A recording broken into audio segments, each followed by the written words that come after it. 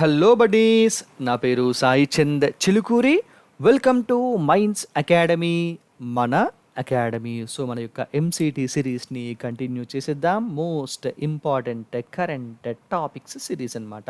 So దానికంటే ముందు మీరందరూ కూడా మైండ్స్ అకాడమీ అప్లికేషన్ని ప్లేస్టోర్ నుంచి ఇన్స్టాల్ చేసి పెట్టుకోండి మీ యొక్క మొబైల్ ఫోన్లో. ఎందుకోసం అంటే మనం డిస్కస్ చేస్తున్నటువంటి ఈ కరెంట్ టాపిక్స్ యొక్క పీడిఎఫ్ ఫైల్స్ ఇవన్నీ కూడాను మైండ్స్ అకాడమీ యాప్లో అందుబాటులో ఉంటాయి. అండ్ వీటితో పాటు గ్రూప్ 2 ఎగ్జామినేషన్లో స్కోరింగ్ సబ్జెక్ట్ అయినటువంటి ఏపీ హిస్టరీకి సంబంధించిన 25 టెస్టులు కూడా మైండ్స్ అకాడమీ యాప్లో మీలాంటి సీరియస్ ఆస్పిరెంట్స్ కోసము అందుబాటులో ఉంచడం జరిగింది. సో మీరు యొక్క అప్లికేషన్ ఇన్స్టాల్ చేసి పెట్టుకోండి.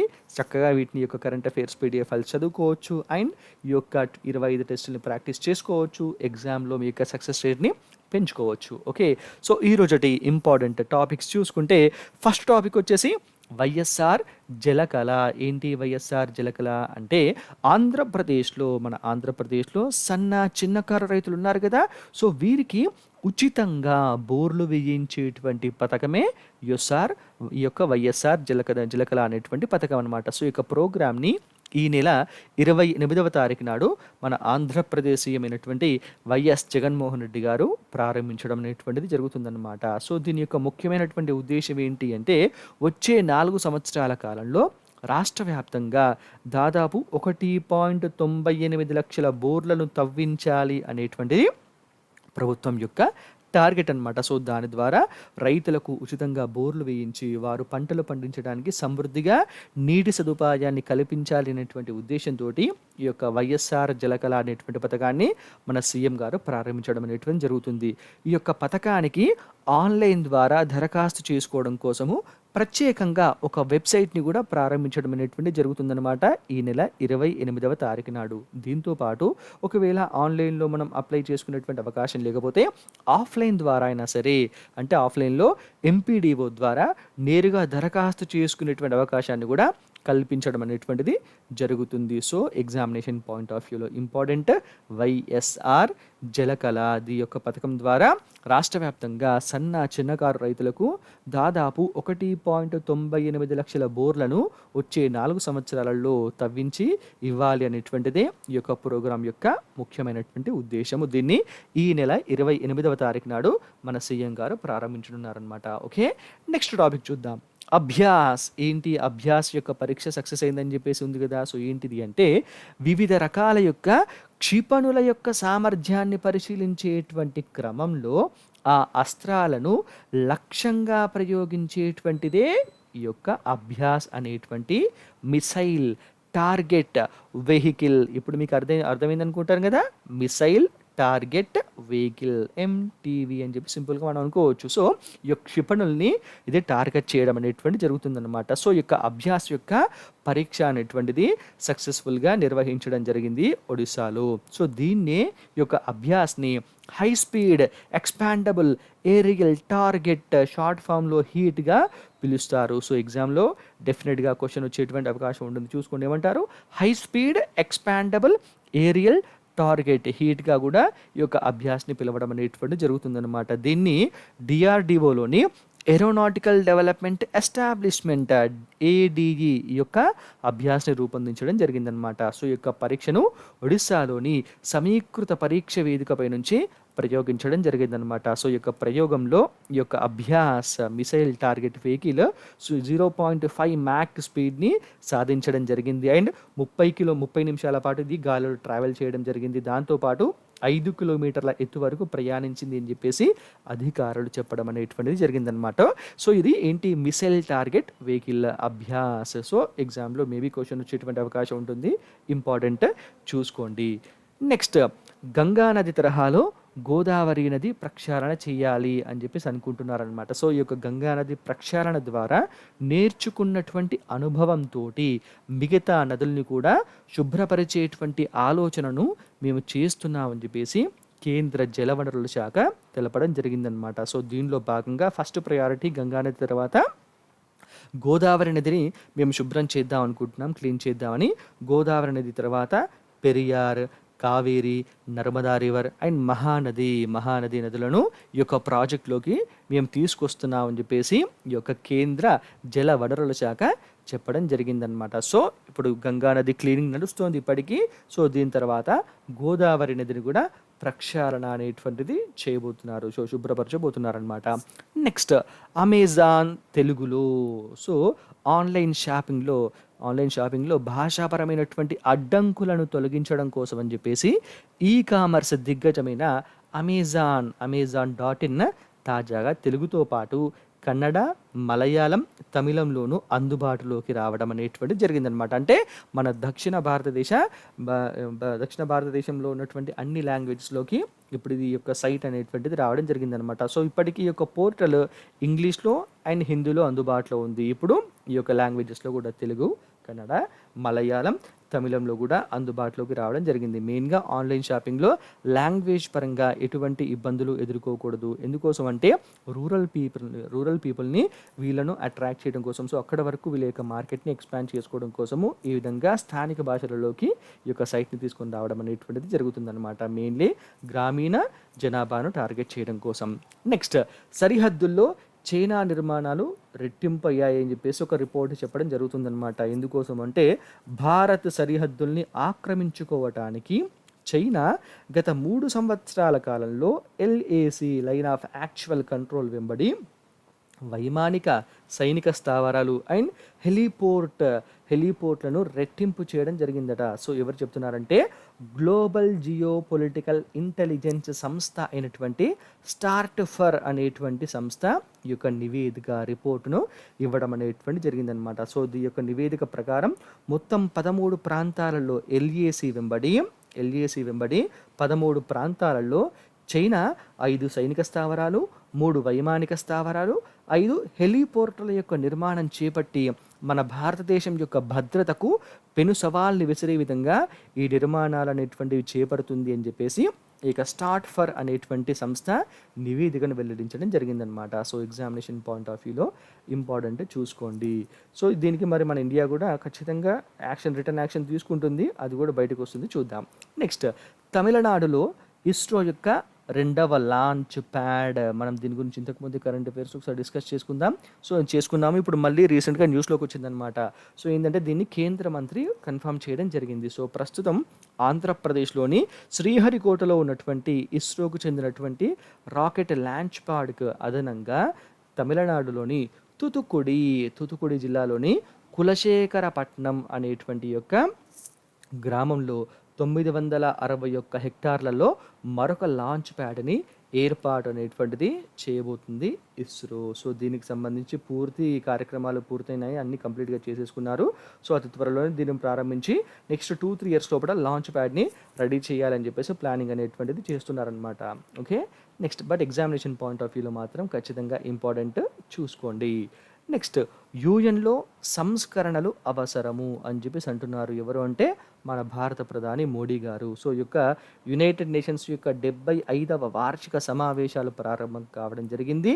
సో దీన్ని ఈ యొక్క యుఎన్ యొక్క యాన్యువల్ సమ్మిట్లో మన ప్రధానమంత్రి మోడీ గారు వీడియో ద్వారా మాట్లాడుతూ 75 సంవత్సరాల క్రితము భయానకంగా ఉన్నటువంటి పరిస్థితుల్లో మానవాళి యొక్క సంక్షేమం కోసం ఏర్పడ్డటువంటి యునైటెడ్ నేషన్స్ ఐక్యరాజ్య సమితి యొక్క స్థాపనలో ఇండియా యొక్క భాగస్వామ్య పాత్ర చాలా కీలకమైంది, చాలా అద్భుతమైనటువంటి పాత్ర పోషించడం జరిగింది. అండ్ యుఎన్ ద్వారా ఎన్నో సంక్షేమాలు సాధించినప్పటికీ దీని యొక్క అసలు లక్ష్యాన్ని మాత్రము ఇంకా అందుకోలేదు అని చెప్పేసి మోడీ గారు చెప్పడం జరిగిందనమాట. సో సంఘర్షణల్ని నివారించడం, అభివృద్ధికి ఊతమివ్వడం, పర్యావరణ మార్పులను ఎదుర్కోవడము అండ్ అసమానతలను తొలగించడం, డిజిటల్ సాంకేతికతను పెంచడం, ఇటువంటి లక్ష్యాల కోసము చేయాల్సినటువంటి కృషి ఇంకా ఎంతో ఉంది యుఎన్ చేయాల్సింది అని చెప్పేసి మన ప్రధాని మోడీ గారు స్పష్టం చేయడం జరిగింది ఈ యొక్క యునైటెడ్ నేషన్స్ యొక్క 75వ వార్షిక సమావేశాల సందర్భంగా. ఓకే, ఎగ్జామినేషన్ పాయింట్ ఆఫ్ వ్యూలో ఇంపార్టెంట్ చూసుకోండి. నెక్స్ట్ నోట్ అని పెట్టాను చూడండి, అదేంటి అంటే యుఎన్ఎస్సి యునైటెడ్ నేషన్స్ సెక్యూరిటీ కౌన్సిల్లో ఇండియా యొక్క తాత్కాలిక సభ్యత్వము 2 సంవత్సరాలకు సంబంధించి 2021 జనవరి నుంచి ప్రారంభం కావడం అనేటువంటిది ఉందన్నమాట. సో దానిలో భాగంగానే ఈ యొక్క సంస్కరణలు అనేటువంటి వర్డ్ని కూడా వాడడం జరిగిందనమాట. ఎందుకంటే ఇండియా యుఎన్ఎస్సిలో అంటే సెక్యూరిటీ కౌన్సిల్లో స్థానం కోసం ఎప్పటి నుంచో అడుగుతూ వస్తుంది. ఎందుకంటే మారుతున్నటువంటి కాలానికి అనుగుణంగా ప్రస్తుతం ప్రపంచంలో ఉన్నటువంటి జనాభాలో దాదాపు 1/6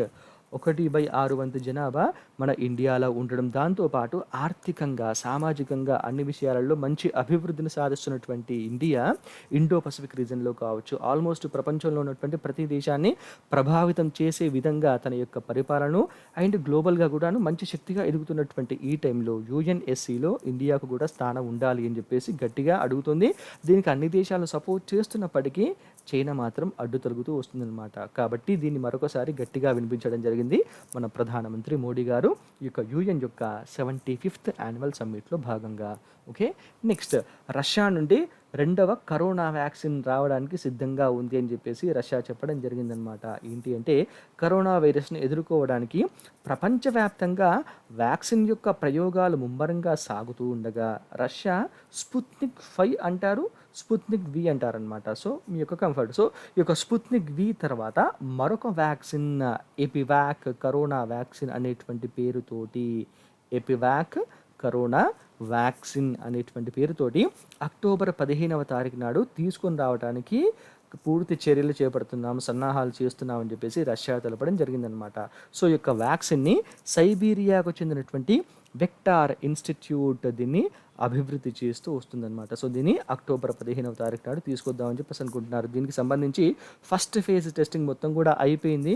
మరి మిగతా టెస్టింగ్స్ పూర్తి చేస్తారో లేకపోతే స్పుత్నిక్ ఇలాగనే 3వ ఫేజ్ టెస్టింగ్ అవ్వకుండానే జనాలకు అందుబాటులో తీసుకొస్తారో చూద్దాం. మరి నెక్స్ట్ డిస్కంల యొక్క ప్రైవేటీకరణకు మార్గదర్శకాలను కేంద్ర ప్రభుత్వము విడుదల చేయడం జరిగిందనమాట. మరి ఏంటి, ఏ మార్గదర్శకాలు విడుదల చేసింది, అసలు ఎందుకోసం ప్రైవేటైజ్ చేద్దాం అనుకుంటుంది అంటే విద్యుత్ పంపిణీ సంస్థ డిస్కమ్ లేదా దీని యొక్క పరిధిలో ఏదైనా ఒక ప్రాంతంలో కరెంటు సరఫరా చేసేటువంటి వ్యవస్థ ఉంటుంది కదా. సో డిస్కమ్ కావచ్చు లేకపోతే దాని పరిధిలో ఉన్నటువంటి ఏదైనా కరెంటు సరఫరా వ్యవస్థ కావచ్చు. సో వీటి యొక్క ప్రైవేటీకరణకు చేపట్టాల్సినటువంటి ప్రక్రియకు సంబంధించి మార్గదర్శకాలు నమూనా పత్రాల యొక్క ముసాయిదాను కేంద్ర విద్యుత్ శాఖ విడుదల చేయడం జరిగిందనమాట. అసలు మరి ఎందుకోసం ప్రైవేటైజ్ చేద్దాం అనుకుంటున్నారు, మెయిన్గా ఏంటి అంటే వినియోగదారులకు నాణ్యమైనటువంటి కరెంటును సరఫరా చేయడం కోసము, దాంతోపాటు సాంకేతిక వాణిజ్య సగటు నష్టాలను తగ్గించడంతో ప్రపంచ స్థాయి ప్రమాణాలని అందుకోవడం కోసము, వీటికి తోడు ప్రజలు భరించేటువంటి స్థాయిలో తక్కువ ధరలకు కరెంటును అందించడానికి. సో ఈ యొక్క 3 ప్రధాన కారణాలతోటి దీన్ని మేము ప్రైవేటైజ్ చేద్దాం అనుకుంటున్నాము అని చెప్పేసి కేంద్ర ప్రభుత్వం చెబుతూ ఈ యొక్క మార్గదర్శకాలను రిలీజ్ చేసిందనమాట. మరి ఈ యొక్క ముసాయిదా డ్రాఫ్ట్లో ఉన్నటువంటి కీ పాయింట్స్ ఏంటి, దీనిపైన మిగతా అన్ని స్టేట్స్ అన్ని కూడా చెప్పాలన్నమాట. ప్రజలు స్టేట్స్ అన్ని కూడాను దీనిపైన వాళ్ళ అభిప్రాయాలు చెప్తే దానికి తగ్గట్టుగా చట్టాన్ని రూపొందించడం జరుగుతుంది. మరి ఏంటి చూసుకుంటే ఒక ప్రైవేట్ కంపెనీ లేదా కొన్ని కంపెనీల యొక్క కన్సార్షియం గ్రూప్ డిస్కంలను కొనుగోలు చేయవచ్చు. అంటే ఒక సింగిల్ కంపెనీ కావచ్చు, కొన్ని కంపెనీల యొక్క గ్రూప్ కావచ్చు, డిస్కమ్స్ని కొనుగోలు చేయవచ్చు అని చెప్పేసి పెట్టింది. అండ్ రాష్ట్ర ప్రభుత్వం యొక్క ప్రధాన కార్యదర్శి అధ్యక్షతన ఉన్నటువంటి ఉన్నత స్థాయి కమిటీ ఏర్పాటు చేసేటువంటి డిస్కమ్ని అప్పగించాలి అని చెప్పేసి చెప్తుందన్నమాట. అండ్ డిస్కమ్ని కూడాను 100% కానీ లేకపోతే 76% కానీ, సో 100% కావచ్చు 76% కావచ్చు ప్రైవేటీకరించాలి అని చెప్పేసి చెబుతోంది. అండ్ వీటితో పాటు విద్యుత్ ఉత్పత్తి సంస్థ జెన్కోల నుండి డిస్కంలు కరెంటు కొని ప్రజలకు విక్రయించేందుకు విద్యుత్తు కొనుగోలు ఒప్పందాలు చేసుకుంటాయన్నమాట. పీపీఏ అంటారు వాటిని. సో ఇక పీపీఏ యొక్క డిస్కంలను తీసుకునేటువంటి ప్రైవేట్ సంస్థలకు పీపీఏలను కూడా బదిలీ చేయాలి. అండ్ డిస్కమ్ విద్యుత్ సరఫరా యొక్క సగటు ధర ఏసీఎస్, డిస్కమ్ యొక్క విద్యుత్ సరఫరా సగటు ధర దీనికి అండ్ సగటు ఆదాయం యొక్క రికవరీకి ఈ రెండింటి మధ్యలో గనక ఏమైనా డిఫరెన్స్ ఉంటే కనుక దాన్ని సదరు పీపీఏను ప్రభుత్వం పేరుతోటే ఉంచుకోవాలి అని చెప్పేసి పెట్టడం జరిగింది. అండ్ ఉద్యోగులకు కొత్త సంస్థకు బదిలీ చేయాలి. ఉద్యోగుల్ని పదవీ విరమణ వీరు రిటైర్ అయిన తర్వాత పింఛన్లను ఇవ్వడం కోసము ఒక ట్రస్ట్ని కూడా ఏర్పాటు చేయాలి అని చెప్పేసి మెన్షన్ చేయడం జరిగింది. అండ్ ప్రతి సంవత్సరం కూడాను 5,000 మిలియన్ యూనిట్ల కన్నా ఎక్కువ విద్యుత్‌ని విక్రయించేటువంటి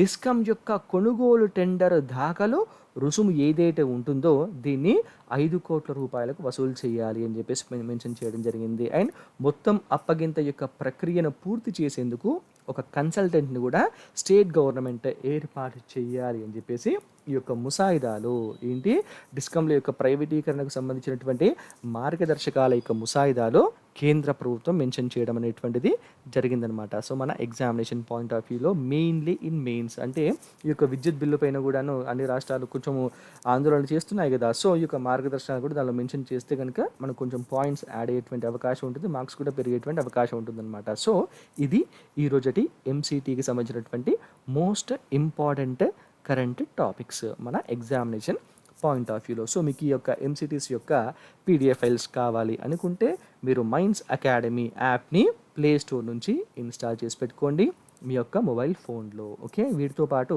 మైండ్స్ అకాడమీకి టెలిగ్రామ్ ఛానల్ కూడా ఉంది. సో ఇక టెలిగ్రామ్ ఛానల్లో మీరు మెంబర్ అవ్వండి, ఇందులో పెట్టేటువంటి అప్డేట్స్ని రెగ్యులర్గా పొందుతూ ఉండవచ్చు. అండ్ మీరు చూస్తున్నటువంటి YouTube channel minds academy YouTube channel, మీరు దీన్ని సబ్స్క్రైబ్ చేసుకోండి. ఇందులో పెట్టేటువంటి వీడియోస్ని రెగ్యులర్గా చూస్తూ నోట్స్ని ప్రిపేర్ చేసుకుంటూ ఎగ్జామ్లో మంచి మార్కులు సాధించి ఉన్నతమైనటువంటి జాబ్ని సాధించాలని మైండ్స్ అకాడమీ తరపున మేమందరం కూడా కోరుకుంటున్నాం. All the very best.